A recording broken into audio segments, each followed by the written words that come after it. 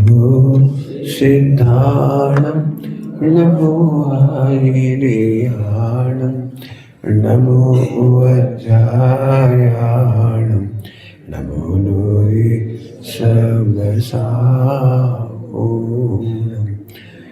नमः समय सहाराय स्वानुभूत्या चकासते चेस्वावाय वावाय सर्वभावा तरच्छिने। दो शैलियाँ हैं, कल भी बता दिया था अच्छे तरीके से दोनों टाइम में। असली की बात कर रहे हैं। असली का मतलब है 8 नंबर का सत्य, अंतिम सत्य, अल्टीमेट ट्रुथ। मैंने पहले इसलिए कह दिया कि आपको तकलीफ होगी तो आप ये समझना कि आपको तकलीफ सही हो रही है। क्या बोला मैंने? आपको तकलीफ होगी तो आप समझना तकलीफ सही हो रही है। और उसका इतना सा है कि अभी तक हो सकता है आपको उपदेश शैली का भान था लेकिन वस्तु शैली का भान नहीं था। तो आपका उत्तर मैंने पहले ही दे दिया, तकलीफ होगी तो उसका उत्तर इतना सा है कि आपको वस्तु शैली का पता नहीं है और हम वस्तु शैली की बात कर रहे हैं। आप ये भी कह सकते हो मेरे से कि आप ऐसा प्रवचन कर ही क्यों रहे हो, इतने सारे लोग इकट्ठे हो रहे हैं। तो आप तो वही बोलो ना जो सब समझते हैं। जो सब समझते हैं उसका फल निगोद है और जो 1% लोग समझेंगे उसका फल मोक्ष है। मैं आपको किसी भी कीमत पर निगोद जाने का रास्ता नहीं बताना चाहता हूँ। मैं जानता हूँ आप में से बहुतायत नहीं मैं नहीं करता, मैं नहीं कहता, मैं तो यही मान के चलता हूँ कि आप मोक्ष जाएंगे। मैंने एक दूसरी बात भी आपको खुल के कह दी, मैंने मन में नहीं रखी। मेरे मन में कुछ और वचन में कुछ ऐसा मैं नहीं कर रहा हूँ, बहुत साफ साफ कह रहा हूँ। आपको जो परिचय है भाई, मुझे भी अच्छा प्राथमिक होना ही चाहिए। प्राथमिक ऐसा ही होता है जब कोई नहीं समझता है। आपको पता है कल जहाँ मैं ठहरा हूँ ना उसकी छोटी सी गली है, वहाँ बच्चे क्रिकेट खेल रहे थे। तो एक कोई लोग आए होंगे तो इन्हें अपनी गाड़ी लगाने लगे। तो वो बच्चे बोले छोटे जरा सी गली है, आप गाड़ी लगाओगे, हमारा IPL चल रहा है। समझ गए होंगे आप, इतनी सी गली में IPL हो रहा है उनका। वे समझ रहे हैं इस समय यदि हमने विकेट ले लिया माना और यदि मैंने 6 मार दिया अब समझ गए आप गली का 6। लेकिन उनको लगता है कि हम कुछ हैं। ठीक है, प्राथमिक लेवल पर गली का क्रिकेट ही बहुत कुछ होता है। लेकिन अब जो इंडिया की टीम है वो जी अभी अंतिम इंडिया की टीम में सिलेक्शन थोड़ा दुर्लभ होता है। कम लोग समझेंगे मैं मानता हूँ, लेकिन मैं जानता हूँ सब समझ सकते हैं। यदि आपको कोई तकलीफ है तो आप बिल्कुल केवल आपको हाथ खड़ा करना है। मैं खुद समझता हूँ कि आप कितनी तकलीफ में हैं, मैं समझता हूँ। मैंने इस बात का उत्तर दिया है कि जो सब समझते वह क्यों नहीं बोल रहे। तो वो मैं इसलिए नहीं बोल रहा हूँ, वो तो आप समझते ही हैं। जो आप समझते हैं वो तो आप समझते ही हैं और उसको तो ऑलरेडी सेव करके रखो आप सेव मोड में कि कुछ नहीं समझ में आएगा तो अपना तो लेके वापस जाएंगे। पॉइंट पकड़ में आ गया ना। तो अब मैं आपको सीधे समझाना शुरू करता हूँ। हमने जिनवाणी में प्राथमिक भूमिका में सीखा है, एक आलोचना पाठ होता है, एक प्रतिक्रमण पाठ होता है, एक प्रत्याख्यान पाठ होता है। सबने पाठ पढ़ा है, वो सबने पढ़ा है, मैंने भी पढ़ा, आप लोगों ने भी पढ़ा होगा और जरूर पढ़ना चाहिए क्योंकि वो गली का क्रिकेट है। गली के क्रिकेट के बिना आज तक कोई इंडिया में नहीं खेला। गली का क्रिकेट तो खेलना ही पड़ेगा आपको, फिर बढ़ते जाओगे आप डिस्ट्रिक्ट और फिर ऐसे बढ़ते जाओगे। तो वो तो आप उस सब के बाद मैं अल्टीमेट ट्रुथ की बात कर रहा हूँ। प्रतिक्रमण, कल अतिक्रमण समझाया था आपको। अतिक्रमण मैं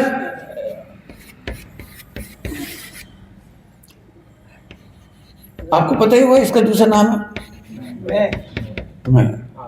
और 29 पार्टियों से जुड़ा एकमात्र समझदार है ना, इतना ध्यान रखना है आपको। 29 पार्टी को समझा नहीं सकते, उनमें अकल ही नहीं है। लेकिन आपको समझा सकते, इसलिए मैं भले आप 30 पार्टी के सरदार बन के बैठे हो, लेकिन मैं आपको समझा रहा हूँ कि 29 को तलाक दे दो। डाइवोर्स, मोक्ष तत्व का नाम है इंग्लिश में डाइवोर्स।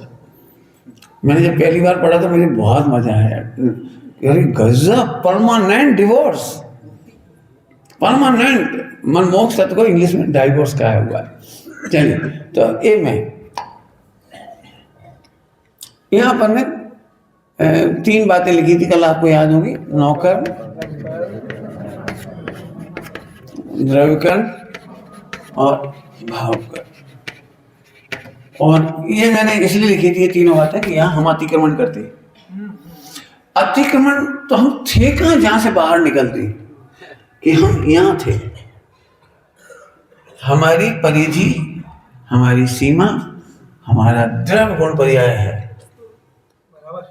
हमारा द्रव्य गुण पर्याय है, हमारा द्रव्य गुण पर्याय, हमारी सीमा ये थी। और हम इस सीमा से अतिक्रम करके, हमारे पास, ध्यान से सुनना, अतिक्रमण एक द्रव्य कर ही नहीं सकता,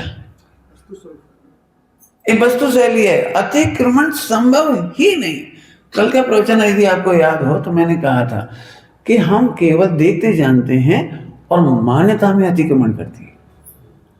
केवल देखते जानते हैं और मान्यता में अतिक्रमण करते हैं। 2 बार बोला मैंने। कई बार लोगों को ऐसा लगता है यदि हमने पाप नहीं किया तो फिर इतना फल क्यों भोग रहे। आलू हमने खाया ही नहीं, ध्यान रखना, मैंने नहीं खाया आलू, आलू माने आत्मा। 29 पार्टी अलग है, आत्मा ने आलू नहीं खाया। 29 पार्टियां जेल में नहीं गई, नरक में नहीं गई, 29 पार्टियां निगोद में नहीं गई, निगोद में मैं गया। समझ में आ रहा है कुछ आपको? पहले के दृष्टांत याद होंगे। मोटरसाइकिल में चोरी का पेट्रोल डालने पर कंजम्पशन होता है मोटरसाइकिल में, और जेल जाता है मालिक। जिसने पेट्रोल नहीं पिया, मालिक ने पेट्रोल नहीं पिया लेकिन चोरी का पेट्रोल डलवाया है। रात्रि का भोजन इस मशीन में गया है। रात्रि का भोजन अथवा आलू अथवा अवक्स या कोई भी पापाचार, दुराचार, कोई भी चीज वो इस मशीन में गया है। लेकिन इंटेलिजेंट आदमी जेल जाता है। तुम इंटेलिजेंट आत्मा थे, तुमने नहीं खाया, ये हमें भी पता है, लेकिन तुमने अपने ज्ञान में जाना भोजन, चोरी का भोजन, नौकर, चोरी का पैसा, बेईमानी का पैसा, मिलावट का पैसा, जो भी कुछ आप लगा लेना, सब रात्रि भोजन, ये सब नौकर में। ध्यान रखना, आलू, दारू, लड़ाई झगड़े, जो कुछ भी है, जो कुछ भी है, मैं क्या कहूँ आपको, जो कुछ कह रहा हूँ वो सब समझ लिया। एक लड़का एक लड़की के चक्कर में जिंदगी गवा देता है, वो मुझे लाइक नहीं करती, मैं मर जाऊंगा, ढोर, वो लाइक नहीं करती, एक नौकर, 2 नौकर नहीं करता, मत करने दे। तुझे नहीं मालूम, तुझे लाइक करने वाले अनंत सिद्ध भगवान, तुझे पता ही नहीं है। जिसको अक्ल नहीं है उससे तू कह रहा मुझे लाइक कर। तो नौकर में मैंने इसको भी शामिल कर दिया आपके साथ। आप और भी लगा लेना। एक मोबाइल के चक्कर में हमारी जिंदगी बर्बाद हो जाएगी। एक जरा सा मोबाइल, नौकर, हमारी नींद खराब हो रही, हमारा स्वास्थ्य खराब हो रहा है। अब इससे ज्यादा मैं नहीं बोलूँगा। आत्मा की परिधि थी मात्र जानना और देखना। सर्वज्ञ भगवान भी अपनी परिधि में रहकर लोकल लोग को जानते हैं लेकिन बंधते नहीं है। क्या बोला मैंने? लोकल लोग को जानते हैं लेकिन बंधते नहीं हैं। और मैं लोकल लोग को जानता हूँ लेकिन एक कंडीशन के साथ। कंडीशन, कल की कंडीशन, मैं अपने अकॉर्डिंग देखना चाहता। केवल इतनी सी गलती में अनंत पाप हो रहा है, अनंत पाप हो रहा है, अनंत पाप। आइए तो फिर से वापस आइए। मेरी सीमा कहाँ थी? स्वरूप सीमा। स्वरूप सीमा इतनी सी थी। मैं अनादि अनंत ऐसा ही हूं, अपनी सीमा में रहने वाला हूं। नहीं सोचा हूं तो रहना पड़ेगा। क्या कह रहा हूं? आप चाय करके भी अतिक्रम नहीं कर सकते। चाय करके भी अतिक्रम, वस्तु की मर्यादा से बाहर नहीं निकल सकते। आप सोना को पीतल नहीं बना सकते। आप गेहूं को चावल नहीं बना सकते। पूरी टेक्नोलॉजी लगाकर गेहूं को चावल नहीं बना पाओगे। अब तो मेरे ख्याल समझ में आ गया, अतिक्रम नहीं कर सकते। केवल हम जानते हैं और एक्सपेक्टेशन करते हैं काश ऐसा होता। आपने देखा है, आपने जब भी कभी घर बनाया होगा तो आप बहुत दुखी हुए होंगे, क्योंकि तुम्हारी एक्सपेक्टेशन के अनुसार नहीं बनता।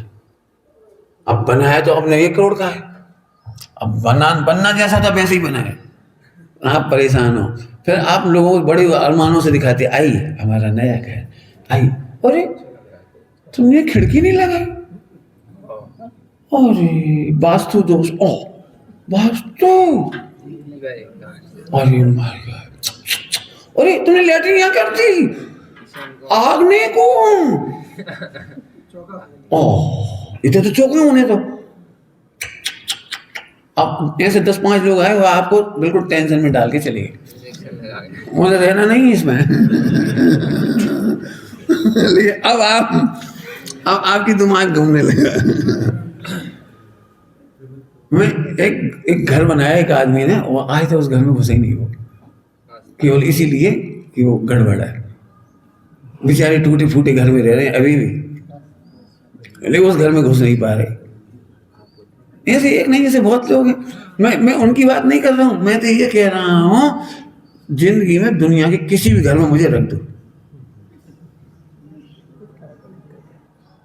कह रहा हूं चैलेंज के साथ, किसी भी घर में रख दो।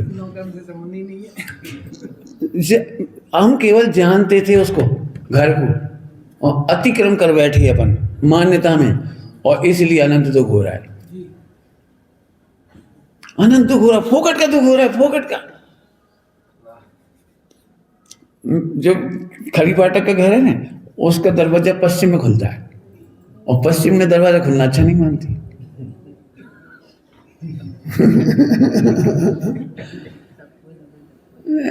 हर घर में, अब इसमें ज्यादा नहीं बोलूंगा, क्या खुरापात है तुम्हारे दिमाग की।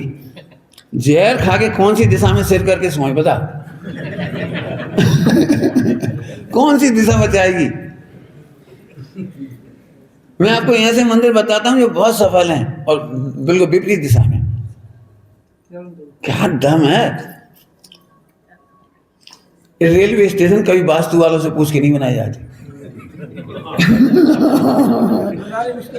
हाँ मुश्किल बन जाएगी, कह रहे ऐसा बना, अब रेल तो की पटरी ऐसी आ रही, बासोदा सहित है भोपाल, अब क्या करे, भी कह रहे थे बना,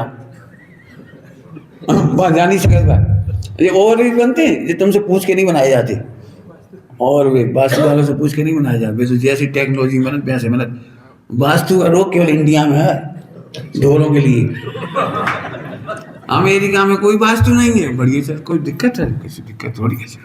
खैर मुझे वास्तु का मजाक नहीं उड़ाना, मुझे ये कहना है जैसे ही हमने जाना, वस्तु नहीं बदली, ध्यान रखना, मकान नहीं बदला था, आदमी नहीं बदला था। एक लड़के ने केवल इसलिए शादी नहीं की है, अभी जिंदा है वो, इसलिए शादी नहीं की कि देखने वाले ने कह दिया कि तुम्हारी शादी सफल नहीं हुई। वो किसी ने देखने वाले ने कह दिया तुम्हारे जीवन में दाम्पत्य सुख नहीं है, पत्नी तुम्हारी अकॉर्डिंग नहीं आई। उसका भैया ब्रह्मचारी होना चाह रहा था, तो उसने शादी कर ली। और उसे ब्रह्मचारी से कोई मतलब नहीं, उसे मंदिर से कोई मतलब नहीं है, लेकिन पक्का ब्रह्मचारी है। मैं पक्का तो क्या करूं। मैं तो इसलिए कह रहा हूं किसी को भी घुमाया जा सकता है। मैं केवल अतिक्रमण पढ़ा रहा हूँ, ध्यान रखना। केवल हम 9 कर्म को जान करके अतिक्रमण कर बैठे कि यहाँ से मेरे सुख दुख का कनेक्शन है। और मैं फिर कह रहा हूँ, यदि आज के वास्तु वाले अयोध्या में होते तो वे ये कहते आदिनाथ भगवान को इसलिए आहार की विधि नहीं मिली, उनके मकान की खिड़की कहीं गलत कुछ खुली थी।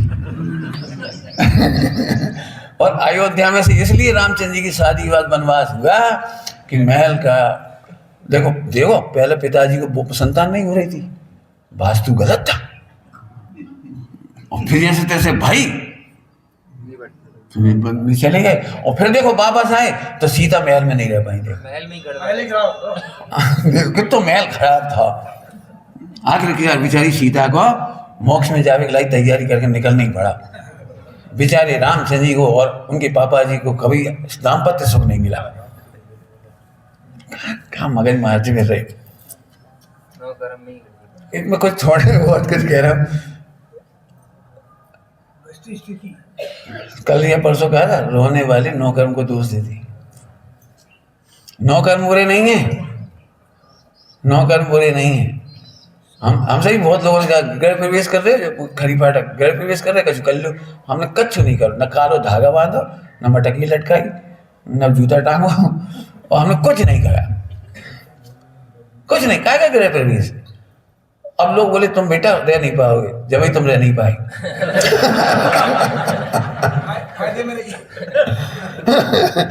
तो मैं कहता हूँ भैया नहीं रह पाए, तो मैं तो कहता हूँ यहाँ सब वास्तु सबके घर में होना चाहिए कि नहीं रह पाए, सब मोक्ष के लिए निकल जाओ।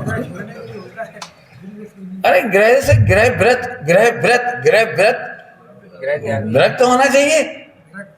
अनंत काल तो उस घर में थोड़ी रहना है हमको। अब थोड़े में सोचो, शायद बाद आपको सम्यक ज्ञान सिखा करके आनंद कराना सिखाता है। ओके चलिए, अब तो आगे बहुत हो गई है। तो मैं तो अपनी मर्यादा में रहता था, रहता हूं और रहूंगा। ये वस्तु शैली है। वस्तु पने देखा जाए तो मर्यादा भंग नहीं होती। शक्कर, नमक, गुड़, तेल, घी, सोना, चांदी, हीरे, माणिक, मोती, कोई भी अपनी मर्यादा भंग नहीं करते। मैं भी नहीं करता। अभी मैंने माना था कि मैं मर्यादा भंग कर रहा हूं, इसका नाम था अतिक्रमण। चाहे वो नौ कर्म के नाम पर हो, फिर द्रव्य कर्म के नाम पर हो। मैं नहीं कर्म बांधे, मैं नहीं कर्म बांधे। अब द्रव्य कर्म का समझो, मैंने कितने कर्म बांधे, कितने कर्म बांधे, कितने कर्म बांधे। वस्तु शैली कह रही तूने कर्म बांधे ही नहीं। अब जी पहचाना कितना कठिन काम है। पूरा द्रव्यानियों कह रहा है इस जीव ने विराधना करके 8 कर्म, 148 प्रकृति और उत्तर वेद अनंत, असंख्यात और अनंत, और तुम कह रहे हो कि हमने बांधे ही नहीं। वस्तु शैली कहती है अत्यंता भाव के कारण एक द्रव्य दूसरे द्रव्य को अपने से अटैच नहीं कर सकता। क्या क्या मैंने थोड़ी इंग्लिश बोल दी। एक द्रव्य दूसरे द्रव्य को अटैच कर ही नहीं सकता। यदि कोई नाराज हो तो मैं बंद की परिभाषा सुना सकता हूं, और नाराज नहीं है तो मैं छोड़ देता हूं।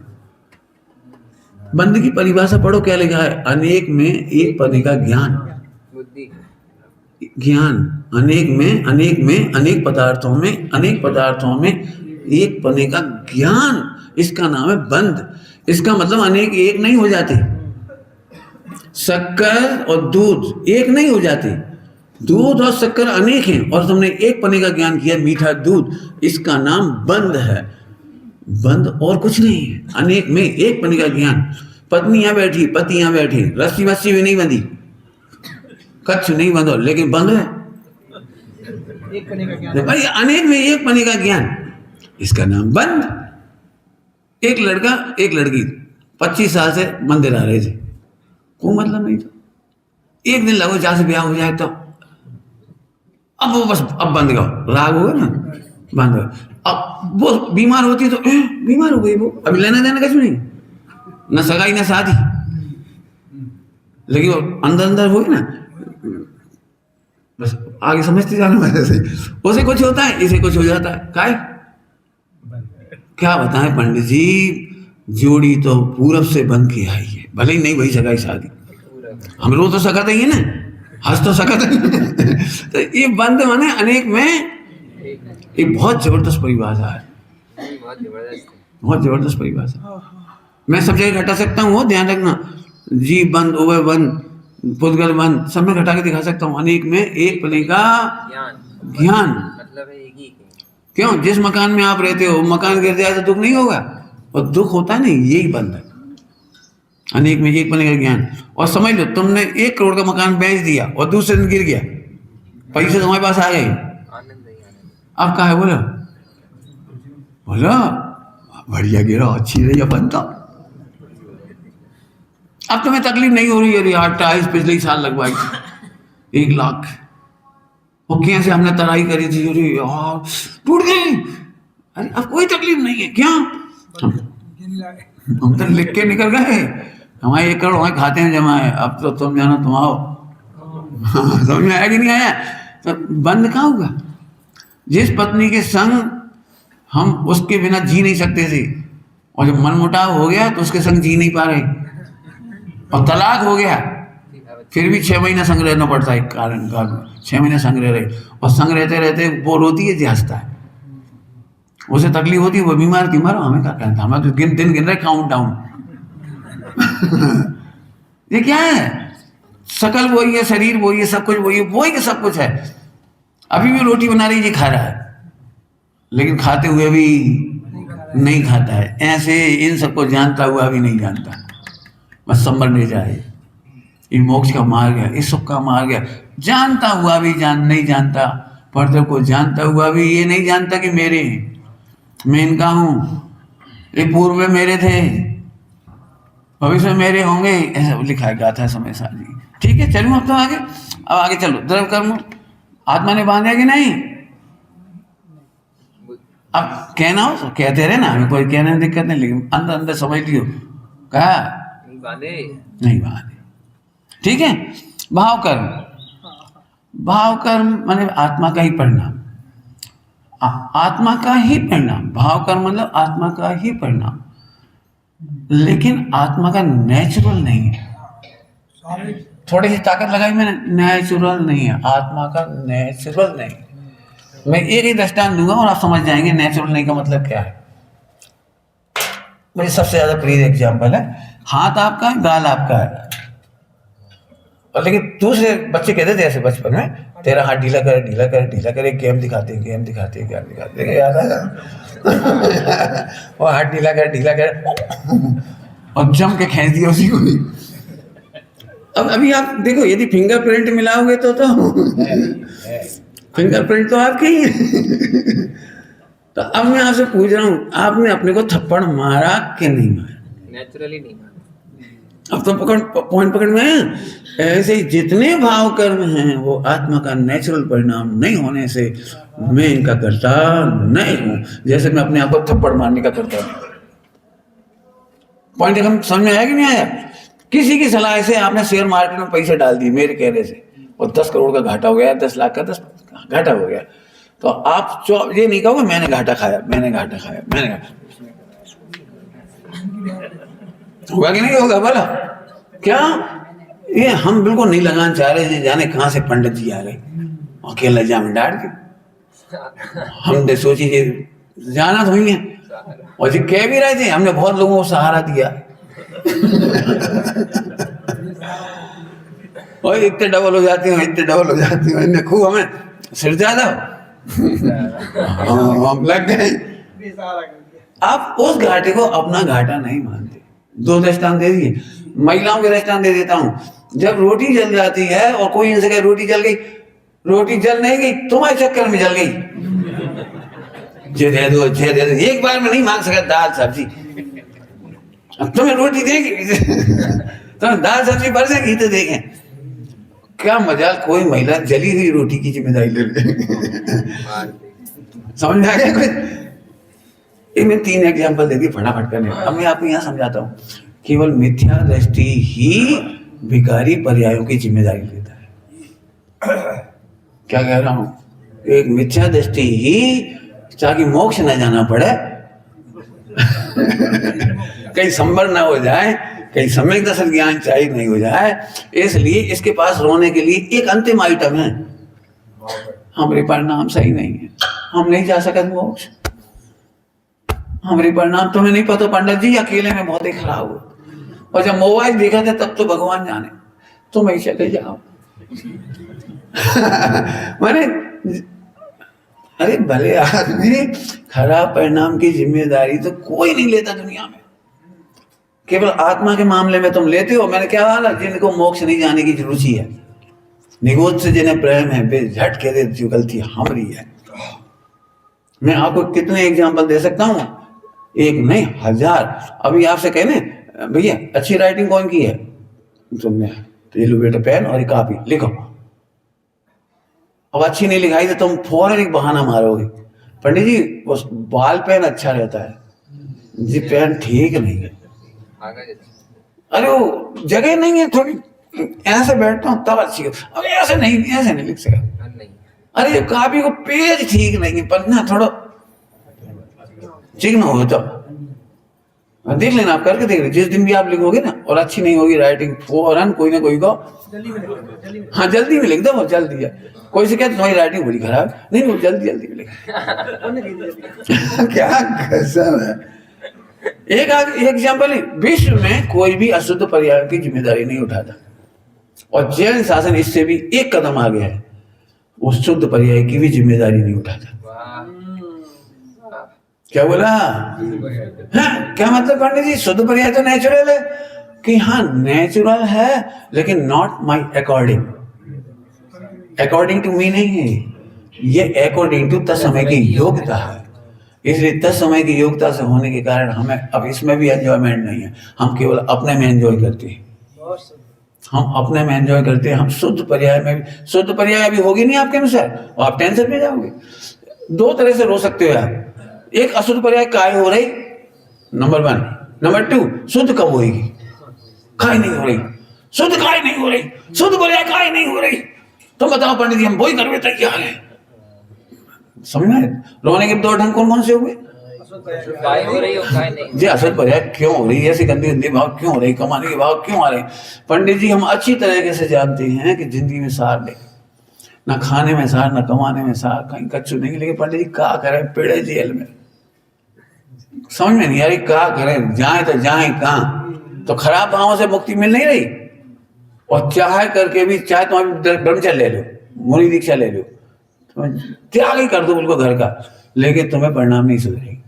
तो तुम्हें ये लगे अभी संवेद संज्ञान चाहे नहीं हो रहा है। तो शुद्ध क्या गजब जैन शासन मिला है, पूरा वर्ल्ड यहाँ आके रुक जाता है। और हमेशा अंतिम लाइन ये होती है, अपने भाव सुधारो, अपने परिणाम सुधारो। और एक हमें महावीर भगवान ऐसे मिले, वस्तु शैली बताने वाले। केवल वस्तु शैली की चर्चा जैन धर्म के सेवक कहीं, वस्तु शैली की चर्चा विश्व में जैन धर्म के सेवक कहीं नहीं है। आपको कितना आजाद आना चाहिए, मुझे इस समय नाचने का मन कर रहा है। शुद्ध पर्याय की जिम्मेदारी देकर के भी अशुद्ध ही भाव होती है, टेंशन होती है। शुद्ध पर्याय की जिम्मेदारी लेके देखो, आप कोई भी लेके देखो, शुद्ध पर्याय की जिम्मेदारी अशुद्ध पर्याय पैदा करती है। इसलिए हमें शुद्ध पर्याय की भी चिंता नहीं है। मैं हूं अपने में स्वयं पूर्ण, पर की मुझ में। अब आप आनंद करो, आराम से आनंद करो। ठीक होगी बात पूरी? तो यहां तक की बात तो निबट गई। अब अपन वापस यहाँ से जा। अब मेरी फास्ट स्पीड की वंदे भारत चलने वाली है, इसके बाद बुलेट भी हो सकती है। अब आप तैयार है ना? मैंने इसलिए इसको फिर उभारा, थोड़ा सा फिर उभार दिया।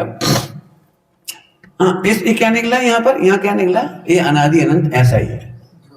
अनादि अनंत भूतकाल में भी सोना को कोई पीतल नहीं बना पाया, और भविष्य में भी सोना को पीतल बनाने की कोई भी ऐसा पक्का। तो 3 काल की बात हो गई।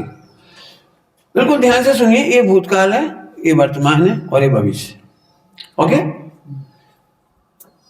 भूतकाल में मैं नहीं समझता था तो अतिक्रमण हुआ था, लेकिन भूतकाल के बारे में सही समझ जाने का नाम प्रतिक्रमण। तुम्हें अनादिकाल से क्या लगता था? मैं पापी था, विराधक था, गंदा था, मैंने बहुत कर्म किए थे, मेरे से बड़ा कोई पापाचारी नहीं हुआ। अभी प्रतिक्रमण कहलाया, अनादि से मैं ज्यों का त्यों था। अब पर इसका नाम असली प्रतिक्रमण। जो पाठ आपने पढ़े हैं वो शरीर की तरफ से है। वो पाठ उठ जाग बुहारी कीनी जो आपने पढ़ा है, वो भूतकाल की जितनी जितनी चर्चा लिखी गई, हे भगवान मैं दिन भर में क्या क्या पाप किए, क्या क्या किया। आलोचना पाठ में रोजाना का कर देते हैं। प्रतिक्रमण भूतकाल का किया जाता है, वर्तमान की आलोचना कर लेते हैं, और भविष्य काल की प्रत्याख्यान करते हैं। अब हम नहीं करेंगे, है ना? भविष्य में अब नहीं करेंगे, लेकिन होता है वो, तो फिर भी होता है। तो जो पार्ट आपने प्राइमरी लेवल पे पढ़ा है, जैसे मैंने थोड़ी देर पहले गली क्रिकेट कहा था, गली का IPL वो सही है, वो इस लेवल पर था और लोक व्यवहार सिखाने के लिए था।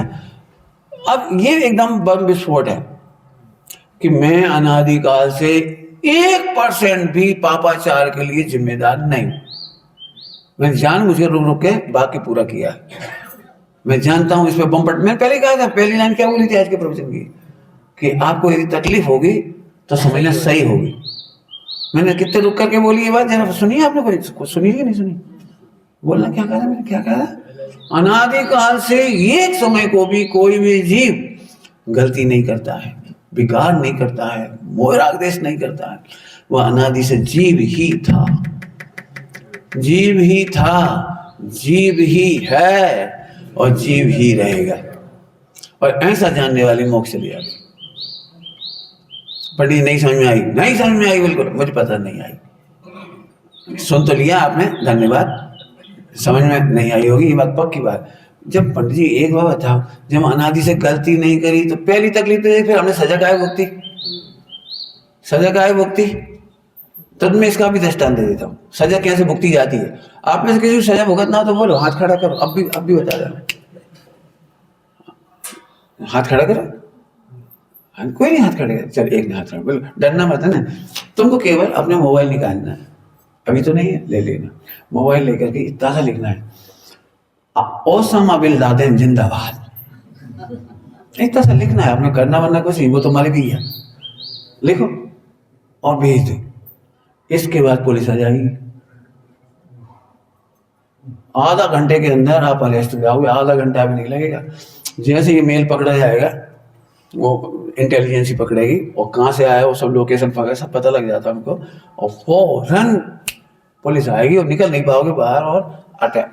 और फिर आपको जमानत तो मिल ही जाएगी ना, डिस्ट्रिक्ट कोर्ट थी। चक्रवर्ती क्या हुआ इनका? पूरे इंडिया में जमानत नहीं मिलेगी। जैसे हमने क्या करूं, हमने तो ऐसे ही लिख दो। पंडित जी कह रहे थे, हमने लिख दो। पंडित जी भी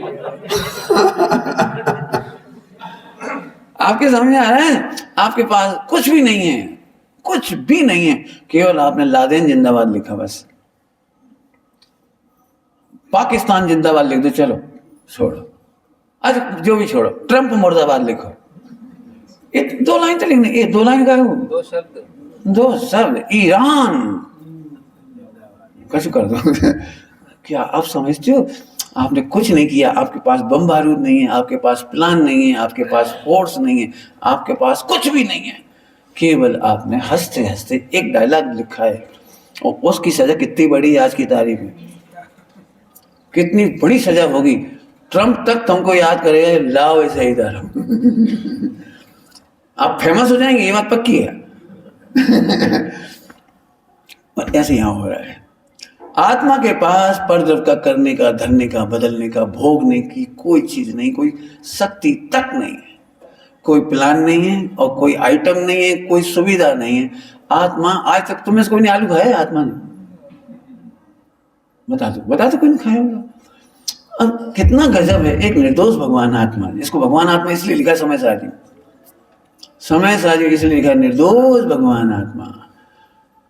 मैं तो इसका भजन ही लिखा है पूरा, फेमस ही है वो। काहे तुम बिनु कारण दुख भोग, सिद्ध समान अवलोको, तो मैं सुख को न टोटो। मैं पूरा नहीं गा रहा हूं, आधा सुना रहा हूं आपको।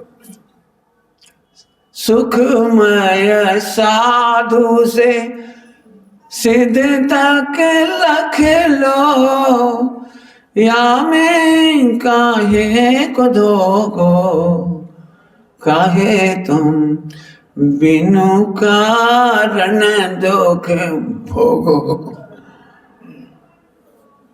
क्या कहें बताओ? अभी मैं सही कह रहा हूं, कहाँ तुम इतने निर्दोष भगवान हो। मिथ्या दृष्टि तो ऐसा है, सुनो एक छोटी सी बात। मिथ्या दृष्टि ऐसा, कोर्ट में लोग जाते हैं अपराध करने के बाद भी निरपराधी सिद्ध होने के लिए। कोर्ट में क्या के लिए जाते हैं? अपराधी होने पर भी निरपराधी सिद्ध होने के लिए। और मिथ्या दृष्टि ऐसा गधा है, निरपराध निर्दोष गया है भगवान आत्मा होने पर भी। इसने कुछ किया हो तो बता देना कहीं से भी। इसने माने मैंने, ये 29 पार्टियां छोड़ दो थोड़ी सी, ये 29 पार्टियों की जिम्मेदारी अपने सिर उठाए फिर रहा है। भगवान एक एक गाथा में कह रहे, प्रभु तो निर्दोष गायक भगवान है।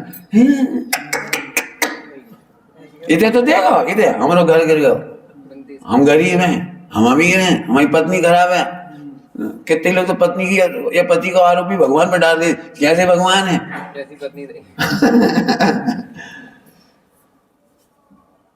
ठीक है, एक उत्तर तो समझ में आ गया आपको कि निर्दोष गायक भगवान है, कदम कदम पर लिखा हुआ है, लेकिन हम उसे समझते नहीं समझते इस बात को। तो हम तो 29 प्रकार के भंग देख करके अपने आप को कम मानते हैं। पहली गलती तो ये हुई। अभी हो सकता है दूसरा प्रश्न भी एक आपकी सभा में से हो सकता है, और दूसरा प्रश्न ये हो सकता है कि जब हम निर्दोष हैं तो हम कैसे माने कि आप सही कह रहे हो। ओके, प्रश्न हो सकते हैं ना। आप 29 बातों को अलग कर रहे हो, आप भगवान आत्मा ध्रुव को अलग कर रहे हो, ठीक है, यहां तक हम आपकी बात मान ले रहे हैं। लेकिन यदि निर्दोष होते तो फिर आश्रय बंध संबंध क्यों हो रहा है, आश्रय बंध क्यों हो रहा है? एक कारण तो बताई दिया क्यों हो रहा है। अभी दूसरा उत्तर सुनिए, बहुत जोरदार उत्तर सुनिए।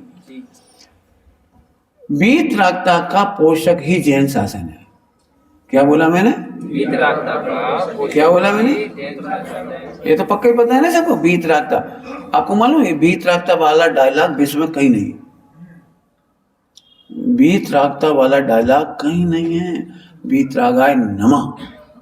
अब मैं इसमें से आपको वीतरागता सिद्ध करता हूं, और नहीं तो आपको चैलेंज देता हूं कि 29 भागों में से आप जो हैं 29, आप उसमें से वीतरागता सिद्ध करो, जो तुम चाहो उस रीति से वीतरागता सिद्ध करो। क्रियाओं से, कांड से, व्रत उपवास से, गुणस्थान से, मानव स्थान से, जीव समाज से, चार नियोग से, तुम्हें जहां देखे वहां से वीतरागता सिद्ध करो, और नहीं तो मैं यहाँ वीतरागता सिद्ध कर रहा हूं। मैं तो केवल प्रेजेंटर हूं, ध्यान रखना, प्रेजेंटेशन दे रहा हूं।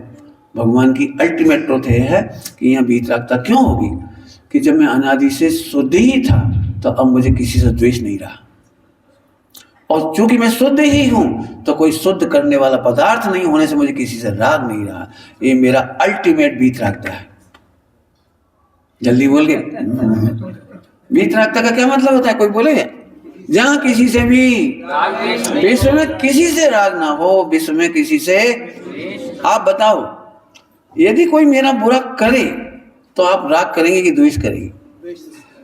बोलो। और यदि कोई तुम्हारा भला करेगा तो तुम उससे राग करोगे कि द्वेष करोगे? अब तुम जरा गौर से देखो, तुम भगवान को भी अपना भला करने वाला मानते हो, तो भगवान ने लिखा है कि तुम राग कर रहे हो, और ये राग छठे गुणस्थान के बाद मंजूर नहीं है।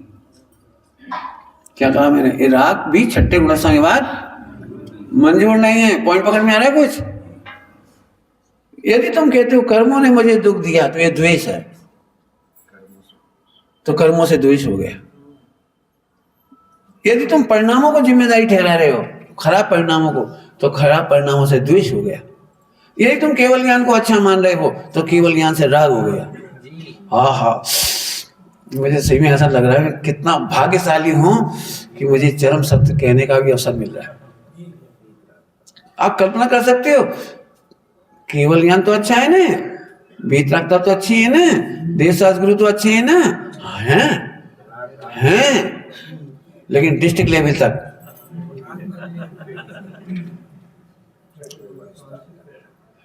पंच परमेष्ठी का स्मरण छठे गुणस्थान तक है, कोई दिक्कत नहीं, आप स्मरण करो, मैं भी करता हूं। आपने देखा ही, मैं पर डे करता हूं। मेरा और कोई मंगलाचरण हो या नहीं हो, लेकिन नवकार मंत्र मेरा पहला मंगलाचरण। कभी हो नहीं हो, सब बदल सकता है, लेकिन मेरा नवकार मंत्र इतने सालों में कभी मेरा सबसे पहले नवकार मंत्र सुबह उठते से स्मरण होता है।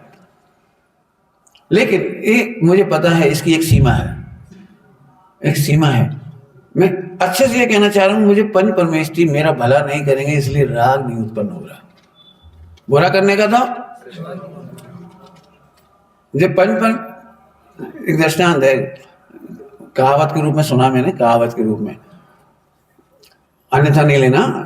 विश्व में कोई कितने धनी हो, कितने अमीर हो, कितने गांव के राजा हो, कितने गांव के राव, कैसे राव, हाँ 100 गांव के राजा और 50 गांव के राव, और हमरे काम नहीं आए तो आगे हम नहीं कह रहे, अच्छा लगा। एक बताओ, सही बताना ईमानदारी से, सड़क पर किसी आदमी को देखकर आप कहते जी बहुत अच्छा आदमी है, तो हम पूछते क्यों? अरे भैया वैसे तो आर्थिक स्थिति ठीक नहीं इनकी, लेकिन जरूरत पड़ गई तो इन्होंने हमें बहुत मदद करी। आप किसी को अच्छा कब कहते हो? जब। और साहब जी सेठ जी, अरे गाय के सेठ जी, हमारे 5 रुपये पान के आज तक नहीं दे। मतलब 5 रुपया नहीं कोई खा गया हो ना 5 रुपया, तो भी ऐसा लगता है खाए के सेठ जी। अब मैं आपसे कहता हूं सम्यक दर्शन लेने के लिए आप विधि से पढ़ना, विधि। क्षण भर निज रस को पीछे तन मिथ्या मल को। सम्यक दर्शन की विधि लिखी है पूरी जिनागम में लिखी, कहीं जाओ हमें कोई दिक्कत नहीं, कहीं जाओ। हम व्यवहार का अनादर नहीं कर रहे, हम व्यवहार को नमस्कार करते हैं, बहुत अच्छे से करते हैं, लेकिन अंदर अंदर तो समझना पड़ेगा ना। तो क्या हुआ, क्षण भर निज रस को पी। आपको क्या कहूं, अनंत काल तक भगवान की ओर देखने पर सम्यक्त नहीं होता, और एक क्षण इधर देखने पर सम्यक्त होता है। तो भगवान के प्रति राग रहेगा या अपना आनंद करेगा। धवल जी एक बहुत अच्छा दृष्टांत देते थे। धवल जी मोड़ा को ब्याह सगाई नक्की करी बुजुर्गों ने, नाना दादा सब घर में। अब वो 20 साल 22 साल का लड़का, तो घोड़ा आओ तो वो नहीं बैठ रहा। कहले हम नहीं बैठ रहे, हमारे जिन्होंने हमारे इतना उपकार करो इन्हें बिठाओ, दादा को, नाना को, काका को। हमें शर्म आती, पैदल चल रहे लठिया टेक के, तो हम तो जवान हैं, हम तो ऐसे ही दौड़ दिए। क्या कहना है तुम्हें, बोलो कि बेटा इस समय तो तुम किसी को याद मत करो। इस समय तो तुम घोड़ी पे बैठा, घोड़ी पे बैठने के पहले प्रणाम करो, और घोड़ी से उतरो तो प्रणाम करो। बहुत बढ़िया, समझ गए, निश्चय हुआ। ऐसे जब स्वरूप में तिष्ठते हैं तब किसी की याद मत करो, और जब स्वरूप में नहीं हो तो सबको याद करो, और निश्चय व्यवहार पूरा हो गया। इसमें कोई दिक्कत है, किसी को निश्चय व्यवहार में क्या दिक्कत है। लेकिन राग क्यों नहीं हुआ कि भाई वहां से होता नहीं है, कहाँ होता बढ़िया, कोई दिक्कत, अपने आप में परिपूर्ण, मैं अपने आप में परिपूर्ण, भाई इतना सरल गणित है। तो अब तो समझ में आ गया होगा सबको। वापस आ जाऊं, प्रतिक्रमण ये कह रहा है कि मैं भूतकाल में सही था, आलोचना ये कह रही मैं वर्तमान में सही हूं, और प्रत्याख्यान कह रहा है कि अब मैं अशुद्ध मानने की भूल नहीं करूंगा। क्या कह रहे,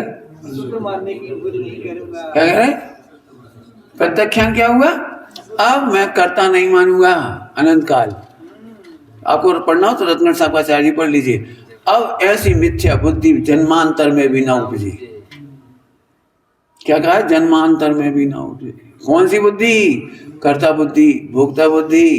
तुम एक अपनी अपनी भाषा में बोलो, मैं स्त्री हूं ऐसा मैं जन्मांतर में भी नहीं मानूंगा। मां तुम बोलो मैं पुरुष हूं। आहा, याद आ गई नियम सार जी का परमार्थ प्रतिक्रमण अधिकार। आप चाहें तो आज जाके पढ़िए, 5 गाथाएं हैं, और उसमें आचार्य देव ने लिखा है पंचरत्न की गाथाएं। 5 गाथाएं शुरुआत की है, बिल्कुल शुरुआत की 5, शुरुआत की 5 नियम सारी परमाणु आप लेके आ जाओ। परमार्थ प्रतिक्रमण की 5 गाथाएं, और उसमें टीका करते समय लिखा है पंचरत्न की गाथाएं। मैं सुनाऊं गाथा आपको, रत्न रत्न है, पूरे जिनागम का रत्न गाथा है, पूरे जिनागम की रत्न। और प्रतिक्रमण तो आप समझते हैं ना, भूतकाल का है, ये तो समझते ही ना। तो क्या गजब की गाथा है। मैं क्रोध नहीं, मैं मान नहीं, माया नहीं, मैं लोभ नहीं, करता न करता नहीं। कौन का, क्रोधमान माया लोभ का, क्रोधमान माया लोभ का करता हमने कराया ना, कराता नहीं, कराता भी नहीं, करता भी नहीं। वो आत्मा अनादि भूतकाल में आत्मा ने क्या नहीं किया, आप नहीं हो तो उठा लिया, पढ़ के जाओ। मैं 2 मिनट पहले छोड़ देता हूँ, गाथा लाओ पढ़ो। आज का तो तुम्हारी समय इसी में जाएगा। नियम सार लिखो, अभी नियम सार परमार्थ प्रतिक्रमण बोलो, ये आई भैया ढूंढ के दे दो। नहीं कोई बात नहीं, मतलब टाइम हो रहा है। अब तो मोबाइल में बोलो ये आई से नियम सार जी परमार्थ प्रतिक्रमण की पहली 5 गाथा फट निकाल दे रहे हो। हाँ, तुम ढूंढोगे इतने पेज खलोगे वो तो निकाल। करता न कारता नहीं, और यहाँ तक कि क्रोध मान माया लोग को देखे खुश तक नहीं हुआ। करतानुमंता मैं नहीं। आपको मालूम है भूतकाल में आपने कोई गलती की थी तो उस समय तो बुरी भी लग रही थी, लेकिन बाद में हंसी आती है। अरे क्या बताएं भैया, गटर में एक बार गिर गई थी इमली, उठा लिया है। अब हंसी आती है उस पर, हंसी आती है। पहले तो लग रही थी पहले यार क्या उठाओ, कैसी कहाँ कीमत थी इमली की, चोइया बीन लिया है। हमारा कहने का मतलब ये है कि भूतकाल में कभी अच्छा भी लगा और कभी बुरा भी लगा, लेकिन अब आज की तारीखों से याद करके तो करतानु मनता भी नहीं। कोई हमने अच्छा किया था, ये अच्छा किया ये भी नहीं लगता। एक प्रतिक्रमण शुरुआत क्या है, नारक नहीं तेरे अंश मानव देव पर मैं नहीं। आपको बोलो प्रतिक्रमण में भूतकाल का ना 5 गाथाओं में 5 में नाचती है,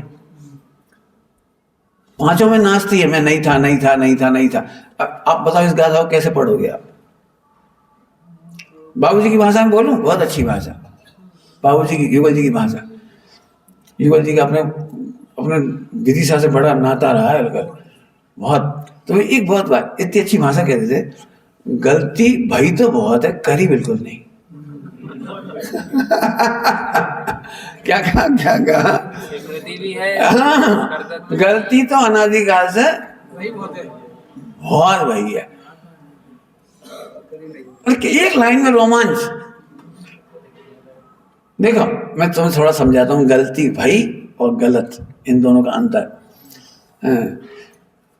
एक पत्नी अपने पति के बारे में कहती है कि वो गलतियां कर जाती है, एक डायलॉग। दूसरा, बहुत गलत आदमी है।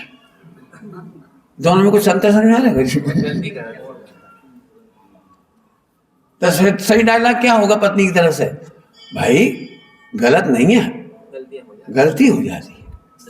तीसरा डायलॉग है, एक माँ अपने बच्चे को कभी ये नहीं कहती लड़की वालों से बहुत गलत है, बचपन से पेर रहा है। हम तो परेशान हो गए, क्या बताएं हम।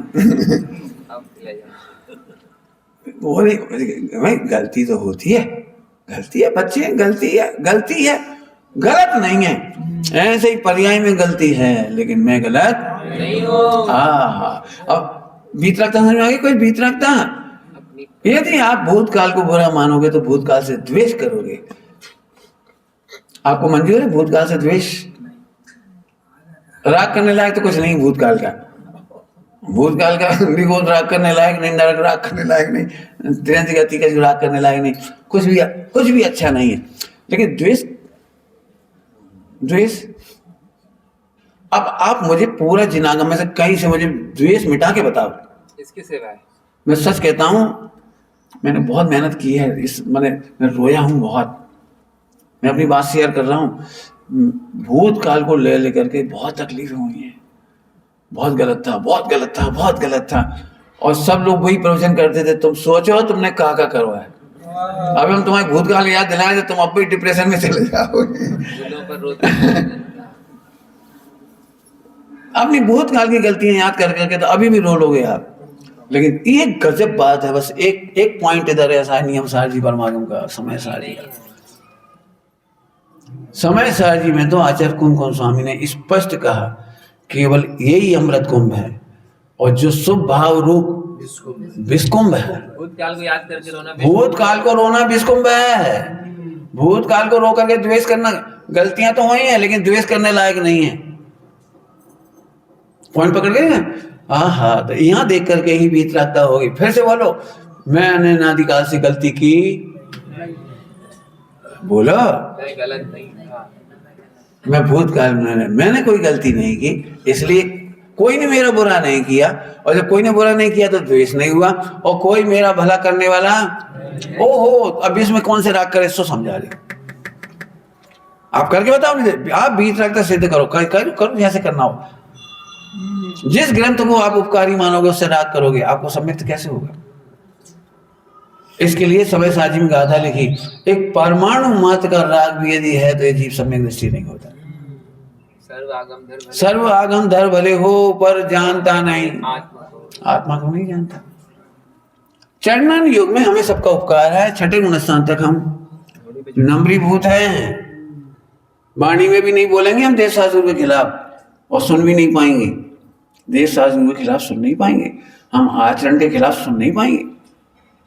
लेकिन लेकिन लेकिन जब अनुभूति की बात आई है तो मैं फिर कहता हूं, ध्यान से सुनना कुछ। श्रद्धा में राग द्वेष उत्पन्न नहीं होना अनंतानुबंधी की अभाव रूप बीत रखता है। अनंतानुबंधी राग द्वेष गया है, अभी अनंतानुबंधी राग द्वेष गया, बीत रखता है। और अनंतानुबंधी का बीत रखता विश्व की सबसे बड़ी बीत रखता है। समस्त वितरागता का बीज है। कपड़े रह गए लेकिन अनंतानुबंधी राग नहीं है, पत्नी है लेकिन अनंतानुबंधी राग नहीं है। कोई बताएगा? पत्नी है, पत्नी के प्रति राग है, उसके लिए खर्चा कर रहे हैं, खिला रहे हैं, पिला रहे हैं, सब कर रहे हैं, अनंतानुबंधी राग क्यों नहीं है? क्यों? क्योंकि ये आत्मा का भला नहीं कर सकती। इसलिए आत्मा का भला मानना अनंतानुबंधी राग है और आत्मा का बुरा मानना अनंतानुबंधी द्वेष है। अब विश्व अपने में है, खान पान गुणस्थान प्रमाण है, आचरण गुणस्थान प्रमाण है, लेकिन मुझे अनंतानुबंधी राग द्वेष नहीं है। क्यों नहीं है? उत्तर दो। क्योंकि मेरा बुरा भला नहीं। बोलो कौन? इधर। हाँ, मेरा किसी ने बुरा नहीं किया, मैं क्यों बुरा मान? ध्यान रखना, अभी भी लड़ाई झगड़ा बाकी है, तुम बहुत खराब आदमी हो। रुक गया मैं। समझ, आज तुम घर जाओ और तुम्हारी पत्नी तुमसे बहुत खराब आदमी हो, तुम हंसोगे कि रोगे? तैयार हो? तैयार। अरे बोलो, क्या सोच के खुश रहोगे? बोलो, क्या जवाब है तुम्हारा? आदमी खराब है, आज यही से लड़ाई खत्म। सास कहेगी बहू बहुत खराब, नहीं भैया ऐसी किस्मत फूटी, कहाँ पछाड़ ले गए जी हमें। पछाड़ वाला कोई कहीं न कहीं को नाम, और कहीं कोई नाम ले तो आप आता है। क्या बताएं भैया, कहने मतलब हमारा मतलब यह है, अरे बहू खराब हो सकती है लेकिन मैं तो, इतना भेद विज्ञान करना आना चाहिए। देह से भिन्न देख लिया आपने, भावों की चिंता नहीं करी तो ध्रुव देख लिया आपने, और द्रव कर्म की भी चिंता नहीं रही। अंतिम बार पूछ लो, गाड़ी तो बहुत तेज चली अपनी। आलोचना का मीनिंग समझा दूं आपको?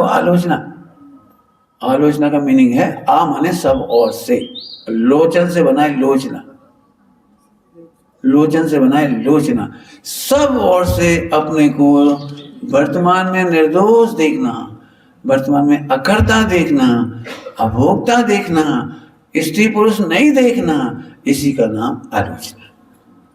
और भविष्य का तो बता ही दिया था, भविष्य में भी हम प्रकृष्ट त्याग, त्याख्यान, ख्यान माने कहना सोचना, आख्यान कहना सोचना। क्या मतलब? अब हम अपने को शरीर अनंत काल में नहीं माने, कर्ता नहीं मानेंगे, भोक्ता नहीं मानेंगे। अरे पॉजिटिव एक बोल दो, मैं सदा से रहा, एक प्रतिक्रमण, मैं सदा से रहा आत्मा अब भी हूँ, आत्मा ही रहूंगा न बदलूंगा भी। हो गए? देखो एक लाइन में पंडित साहब ने, एक काल में तीनों, एक लाइन में तीनों बात आ गई नियम सार जी की। नियम सार जी में तो प्रतिक्रमण अधिकार अलग है, आलोचना अधिकार अलग है, अधिकार है पूरा, प्रत्याख्यान अधिकार अलग है वहां, और एक लाइन में आ गया। अब तुम्हें कोई प्रश्न हो तो लिख लेना, पूछ लेना। मुझे तो एक बात कहनी, कल बच्चों ने अपने विदिशा की जो शीतलनाथ भगवान के खून में दौड़ रहा है ना कछु, बहुत अच्छा लगता है जब बच्चे उभर के सामने आते हैं तो बहुत अच्छा लगता है। कल मैं बोल नहीं पाया, टाइम नहीं था, तो अभी कहता हूँ मुझे बहुत अच्छा लगा। हम तो कह रहे नई पीढ़ी के साथ साथ और लोगों को भी समय देना चाहिए। मैंने 2 सजेशन दिए, 2 सजेशन। एक तो साल में 12 शिविर कम से कम लगा भाई, एक्स्ट्रा जो तुम लगा रहे हो उनसे अलग। भाई 12 शिविर कैसे लगते हैं, मैंने भाईंदर में देखा, भाईंदर बम्बई में। भाई लोग क्या करते हैं, साल भर का कैलेंडर आ जाता है 31 दिसंबर को, तो वो एक जना बैठ जाता है और ये देखता है कि इधर सैटरडे, सैटरडे, संडे और हॉलीडे, जैसे 3 दिन पड़ जाते हैं ना कभी कभी, कि 15 अगस्त को सोमवार, सो 15 अगस्त मिल गया, संडे मिल गया, और एक दिन पहले सैटरडे की छुट्टी मिल गई। तो वे 3 दिन का शिविर लगाते हैं, 3 दिन का। हर महीने में कोई ना कोई ऐसी 3 की जुगाड़ लग जाएगी आपकी, 3 छुट्टियों में। इससे क्या है, सास की सर्विस वाले मम्मी माताएं बहनें भी फ्री हो जाती है, चलो आज कोई छुट्टी है 3 दिन, प्रवचन सुनने आ सकती है, तो आप भी आ सकते हो। और इसमें पूरा फोकस ये रखो, पूरा फोकस कि न्यू जनरेशन के लायक प्रवचन कराओ 3 दिन। युवा पीढ़ी से लेकर के बहुएं और बेटियां जिन्हें कच्छु नहीं आता हो उन्हें भी, और हमारी दादी जैसे बन जाओ कि हमारी मम्मी 14 साल में शादी हो गई थी उनकी, 15 साल में हम आ गए थे। तो अब बड़ी आफत। और दादी को ये लगता था कि बहू को हमारे लाड़ी कहते थे, मम्मी को लाड़ी लाड़ी बोलने का रिवाज है हमारे इंदौर साइड, तो कह रहे लाड़ी। अच्छा, वहाँ शिविर लगते थे, शिविर लगते थे वहाँ पे, तो वो ये कहते थे हमारी दादी कि तुम 6:30 बजे शाम की कक्षा में चले जाओ मंदिर, और 6:30 बजे का टाइम होता है बर्तन मांजने का, रोटी खाए, चौका उठाने का। तो हमारी मम्मी घूंघट में रहती थी और सो जाती थी मंदिर में जाके। अब 15 साल की उम्र और घूंघट प्रथा थी तो सो जाती थी। और फिर मैं गोद में, तो मम्मी कहती थी आपको समझ में आती है, आप चले जाओ, हम पप्पू संभाल लेंगे। बर्तन मांज लेंगे, और आप करो तो अच्छा नहीं लगता, बर्तन मांजो आप झूठे घर करके हमारे भी, तो आप चलिए जाओ। तो हमारी दादी ये कहती थी, भाई इसलिए कह रहा हूँ दादियों से कि तुम बिल्कुल मत आइयो अटेंड। 3 दिन बिल्कुल बहुओं को पिकनिक, 3 टाइम मंदिर में जाओ बात। तो हमारी दादी ने जो कहा वो सुनाता हूँ मैं। उन्होंने कहा था कि देखो बेटा, तुम्हें नहीं समझ में आए तो भी जाओ, नींद आ जाए तो भी जाओ, और पप्पू ये हम संभाल लेंगे, और झूठे बर्तन हम मार लेंगे। तुम्हारी नींद खुलेगी तो भई खुलेगी।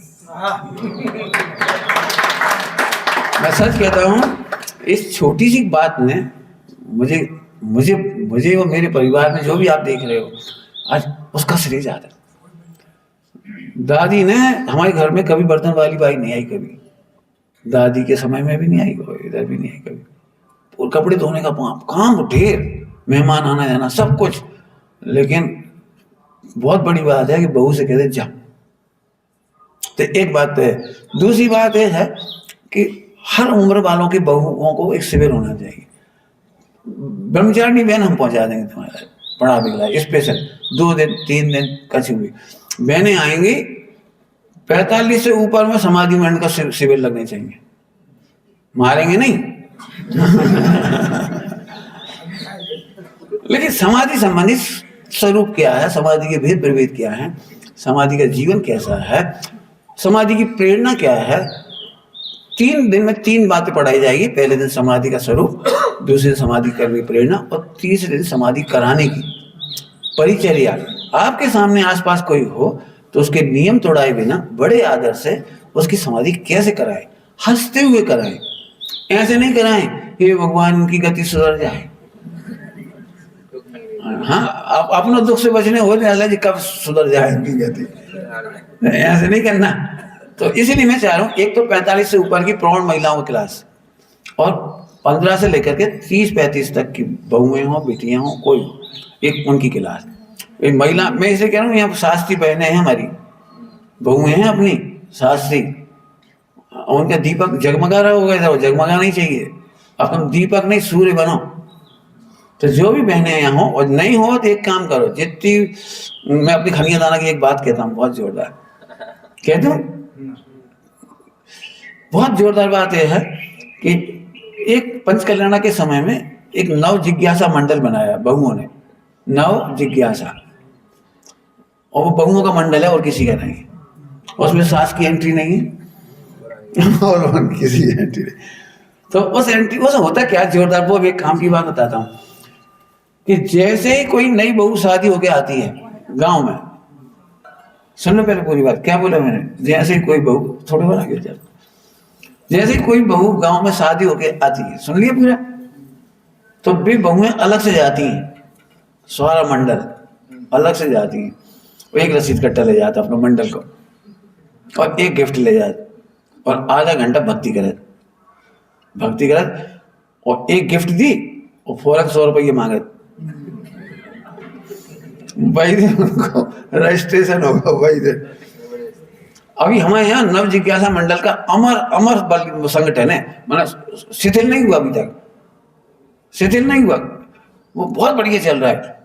उनमें से 80 बहुओं ने शास्त्री का कोर्स कर लिया, 80 बहुओं ने स्मारक से शास्त्री का कोर्स कर लिया है। और अभी भी आप जाओगे तो 3 क्लास 4 क्लास 5 क्लास रोज चल रही हैं, हर वर्ग की बहू हमारे शास्त्री कर रही। मेरे ख्याल से तो सेंचुरी हो गई वो, शायद ये तो 80 से बहुत पहले कर रही थी, मेरे बहुत सारे। अब समझ गए होंगे मैं क्या चाह रहा हूँ, आप करेस्पॉन्डेंस कोर्सेज पढ़ाई करो, ऑनलाइन पढ़ाई होती है, पढ़ाई करो। तो बुजुर्ग महिलाओं की भी कक्षा हो, उनको हम बुजुर्ग बहनें पहुंचाएं, और नई बहनों को, नई बच्चियों को पढ़ने की अलग, उनकी डे टू डे लाइफ की प्रॉब्लम सॉल्व करने वाला तत्व ज्ञान वो उन्हें मिले। एक बात मुझे कहनी थी, बहुत सारी बातें कह दी, आप विचार करना। हाँ, तो आप सबको हमारा भावहीना निमंत्रण है, बहुओं को पहुंचा दियो ऐसे ही, जा पिकनिक करिया, ढाई द्वीप में है बढ़िया, तना घूम फिर आप, उन्हें भी 18 दिन की छुट्टी मिल जाए तो अच्छा लगेगा। अब पाई पाई ने चूल को हो जाए, कुछ दिक्कत नहीं है, मैंने अपने खाने की व्यवस्था नहीं करना, ठहरवे की नहीं करना, सब फ्री ऑफ चार्ज। तो 18 दिन बिल्कुल चूको ही मत, सब लोग जाओ वहाँ और अपनी बहुओं को भेज दो, बेटियों को, बेटों को, सबको भेजो, सबको जाना चाहिए। और जो एडमिशन लेना चाह रहे हैं स्मारक में, शाश्वत धाम में, आत्मा आरती ट्रस्ट में, ब्राह्मी सुंदरी में, अब तो लड़कियों के भाग्य हैं, 4 संस्था खुल गई। तो जो बच्चे वहाँ जाना चाहें उसके लिए भी वहीं जाना पड़ेगा आपको 2.5 दिन। तो तारीख कितनी, 17 तारीख है, 17 मई से आप जरूर पधारें सब लोग।